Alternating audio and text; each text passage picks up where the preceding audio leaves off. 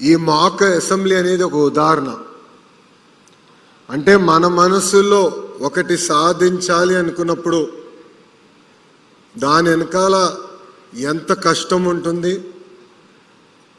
ఇక్కడ ఈ వేదిక మీద పెద్దలందరినీ నేను కన్విన్స్ చేసాల్సి వచ్చింది. నా ఆలోచన అయితే శాసనసభలోనే పెట్టాలని గౌరవ స్పీకర్ గారితో కూడా నేను అనేక సార్లు చర్చించాను. అప్పుడు ఆయన పార్లమెంట్ ప్రాక్టీసెస్ రూల్ బుక్ తీసుకొచ్చి అసెంబ్లీలో పెట్టలేం, కానీ అసెంబ్లీ ప్రాంగణంలో పెట్టే బాధ్యత నేను తీసుకుంటానని గౌరవ స్పీకర్ గారు చెప్పారు. అయినా నేను ఒప్పుకోలేదు.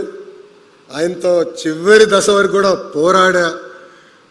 కానీ ఆ పోరాటం ఫలితమే ఈరోజు ఇక్కడ మన మాక్ అసెంబ్లీ ఏర్పాటు చేసుకుంటాం జరిగింది. ఇది చూసిందా నాకు అనిపించింది, నేను స్కూల్కి వెళ్ళే సమయంలో కూడా మాక్ అసెంబ్లీ ఉంటే బాగుండేదని. అప్పుడే రూల్స్, పార్లమెంట్ ప్రొసీజర్స్ ఇవన్నీ తెలుసుకున్నాక అవకాశం ఉండేది. నాకు అవకాశం దక్కలేదు, మీకు ఈరోజు అవకాశం దక్కింది.